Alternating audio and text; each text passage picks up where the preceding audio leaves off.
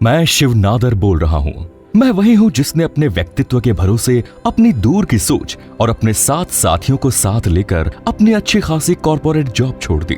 आज से 42 साल पहले मैंने मेरी जॉब सिर्फ इस वजह से छोड़ दी थी कि 9 से 5 की जॉब से हटकर कुछ बड़ा करना है और दिल्ली की एक बरसाती से अपने सपने की शुरुआत ही कर दी। और कुछ ही सालों में मैंने खड़ी कर दी भारत की नंबर 1 आईटी कंपनी HCL। जब भी आईटी क्षेत्र की बात आती है तो सबके मन में माइक्रोसॉफ्ट या एप्पल का नाम ही आता है, लेकिन आज मेरी कंपनी विश्व के 5 देशों में अपना डंका बजाती है। साथ ही मेरी कंपनी में 30,000 से ज्यादा लोग काम करते हैं।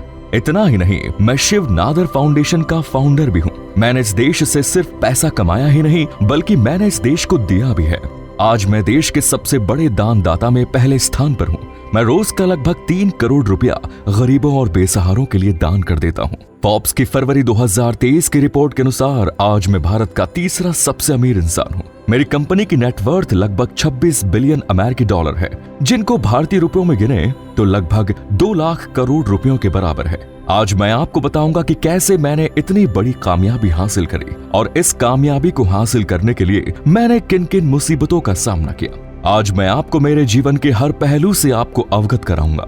इससे पहले अगर आप चैनल पर नए हैं तो चैनल को सब्सक्राइब कर लें और बेल आइकन को दबा दें, जिससे कि आगे ऐसे भी और वीडियोस आप तक पहले पहुंचे। मैं भारत के प्रमुख उद्यमी एवं समाज सेवी में से एक हूँ। मैं HCL टेक्नोलॉजी के पूर्व अध्यक्ष एवं प्रमुख रणनीति अधिकारी था। वर्ष 2020 में मैंने अपने HCL टेक्नोलॉजी के अध्यक्ष एवं प्रमुख रणनीति अधिकारी के पद से इस्तीफा दे दिया और मेरा ये कार्यभार मेरी इकलौती बेटी रोशनी नाडार मल्होत्रा ने संभाला है। वर्ष 2008 में भारत सरकार द्वारा मुझे उद्योग एवं व्यापार के क्षेत्र में पद्म भूषण से सम्मानित किया गया है। मेरा जन्म आजादी से पहले 14 जुलाई 1945 को मुल्यापूजी गांव में थुलुकुडी जिले में तमिलनाडु में हुआ। मेरे पिता का नाम शिव सुब्रमण्यम नादर और माँ का नाम वाम सुंदरी देवी है। मेरी पत्नी का नाम किरण नादर है। मेरी एकमात्र संतान मेरी बेटी है, जिसका नाम रोशनी नाडार मल्होत्रा है, जो अभी मेरा बिजनेस संभाल रही है। मैंने अपनी स्कूली शिक्षा town higher secondary school Kumbakonam से पूरी की। इसके बाद मैंने Anglo corporation higher secondary school Madurai में पढ़ाई की। बाद में मैंने saint Joseph boys higher secondary school Trichy में दाखिला लिया और यहाँ हाई स्कूल की शिक्षा पूरी की। अपनी आगे की पढ़ाई पूरी करने के लिए मैंने अमेरिकन कॉलेज मदुरई में दाखिला लिया और यहाँ से प्री यूनिवर्सिटी की डिग्री प्राप्त करने के बाद मैंने PSG college of technology Coimbatore से इलेक्ट्रिक और इलेक्ट्रॉनिक्स इंजीनियरिंग में इंजीनियरिंग की डिग्री प्राप्त की। अगर मेरे निजी जीवन के बारे में संक्षिप्त में जानकारी दूं तो मैंने किरण नाडार से शादी की और जैसा कि मैंने पहले ही बताया, हमारी एकमात्र संतान हमारी बेटी है, जिसका नाम रोशनी नाडार मल्होत्रा है। किरण नाडार एक भारतीय कला संग्रहकर्ता और परोपकारी पत्नी है और इसके अलावा वो शिव नादर फाउंडेशन की ट्रस्टी और किरण नादर म्यूजियम ऑफ आर्ट की संस्थापक भी है। किरण से मैं एक विज्ञापन एजेंसी में मिला था जहां वो काम करती थी। हमारी बेटी रोशनी नाडार मल्होत्रा का विवाह शिखर मल्होत्रा से हुआ और इनके 2 बच्चे हैं, जिनका नाम अरमान और जहान है। अब वापस मैं अपनी पुरानी कहानी पर आता हूँ। इंजीनियरिंग की पढ़ाई पूरी करने के बाद मैंने पुणे से ही अपने करियर की शुरुआत की। 1968 तक मैं तमिलनाडु की एक DMC कंपनी में काम करता था, लेकिन उसके बाद मेरे को वो नौकरी भी नहीं जमी और मैं उस नौकरी को छोड़कर दिल्ली आ गया और वहां मैंने एक क्लॉथ मिल में काम करना शुरू किया। वहां मेरी मुलाकात कुछ ऐसे लोगों से हुई जो अपनी नौकरी से खुश नहीं थे। उनमें एक मैं भी था। मैं भी अपने जीवन में अपना कुछ कारोबार करना चाहता था। भले ही हमें एक अच्छी सैलरी मिल रही थी और समय पर भी मिल रही थी। एक आम आदमी को और इससे ज्यादा क्या चाहिए, लेकिन मेरे सपने कुछ अलग थे। 1976 का वो साल था जब हम सब लंच समय में क्लॉथ मिल के कैंटीन में बैठे बातें कर रहे थे। तो मेरे सभी मित्रों को एक सुझाव दिया मैंने कि क्यों ना हम अपनी ही एक कंपनी शुरू कर दें, और बस यहीं से HCL कंपनी की नींव पड़ी। अपनी नौकरी के दौरान ही अपने साथ के 7 दोस्तों का एक समूह बनाया और उनसे अपनी योजनाओं के बारे में बात की कि क्यों ना एक कंपनी खोली जाए जो ऑफिस इक्विपमेंट्स बनाए। मेरे समूह में 7 लोगों में अजय चौधरी पूर्व chairman HCL, Arjun Malhotra CEO और चेयरमैन हेडस्ट्रॉन्ग, योगेश वैद्य, सुभाष अरोड़ा, S रमन, DS पुरी और महेंद्र प्रताप थे। अपने समूह की मदद से मैंने अगस्त 1976 में अपनी company HCL Hindustan computers limited enterprises की स्थापना एक गैरेज में की।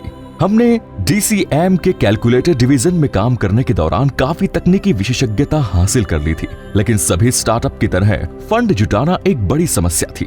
हालांकि अपनी ड्रीम कंपनी के लिए मैंने जुनून और जोश से भरे मेरे साथियों के समर्थन ने इस काम को बहुत आसान बना दिया। सबसे पहले मेरी मुलाकात अर्जुन से हुई, जो मेरी तरह ही एक मैनेजमेंट ट्रेनी था। वो मुझसे जूनियर बैच का था। धीरे धीरे हम बहुत अच्छे दोस्त बन गए और अब भी बहुत अच्छे दोस्त हैं। बाकी सभी जो DCM के लिए काम करते थे, एक ही उम्र के होने के कारण अक्सर साथ साथ घूमते थे, एक साथ मस्ती करते थे, एक साथ काम करते थे। कंप्यूटर बनाने के अपने आइडिया को पंख देने के लिए मुझे सबसे पहले फंड की जरूरत थी। मैंने माइक्रोकॉम्प लिमिटेड नाम से एक कंपनी बनाई, जिसके जरिए टैली डिजिटल कैलकुलेटर बेचने का प्लान था। भारत में कंप्यूटर बनाने के अपने सपने को साकार करने के लिए उठाए गए इस कदम ने मेरी काफी मदद की। उस वक्त मुझे उत्तर प्रदेश सरकार से भी सपोर्ट मिला। मुझे और मेरे साथियों ने 20 लाख रुपए जुटाए और यहाँ से HCL का जन्म हुआ। 1977 में जनता पार्टी की सरकार आने के बाद जब जॉर्ज फर्नांडिस उद्योग मंत्री बने तो कुछ भारतीय बिजनेसमैन खुश थे, लेकिन कोका कोला और IBM के भारत छोड़ने से विदेशी व्यवसायियों में खुशी नहीं थी। IBM के जाने से एक बड़ा बाजार में खालीपन आया और यही वो शून्य था जिससे मैंने एक अवसर देखा।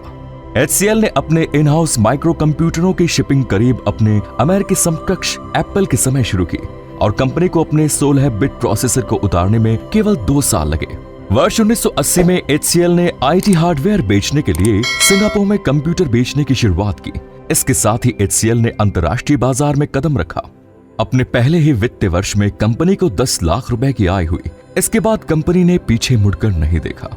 मेरी ये कंपनी IBM जैसी बड़ी कंपनियों से कंप्यूटर लेकर इसकी आपूर्ति करती थी, लेकिन वर्ष 1982 में जब IBM ने HCL को कंप्यूटर मुहैया कराना बंद कर दिया, तब मैंने और मेरे साथियों ने मिलकर अपना पहला कंप्यूटर बनाया।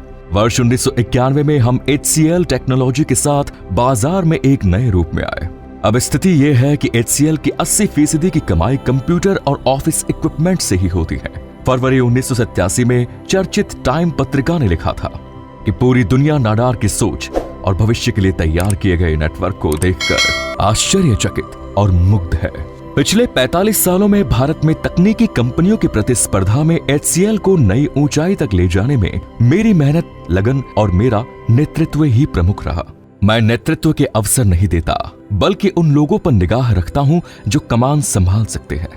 तमिलनाडु में पहली नौकरी छोड़कर दिल्ली में भी क्लॉथ मिल की जमी जमाई जॉब को भी छोड़ देना किसी भी व्यक्ति के लिए जोखिम भरा कदम था, लेकिन मैंने ये जोखिम भरा कदम उठाया और मैं न सिर्फ कामयाब हुआ, बल्कि मैंने अपने साथियों और कंपनी में निवेश करने वाले निवेशकों का भरोसा भी जीता। पिछले 3-4 दशक में मैंने देखा है कि IT इंडस्ट्री का काफी विकास हुआ है, खासकर hardware, software, services, solutions, networking, communication, internet और IT इंफ्रास्ट्रक्चर की दिशा में काफी संभावनाएं बढ़ी है।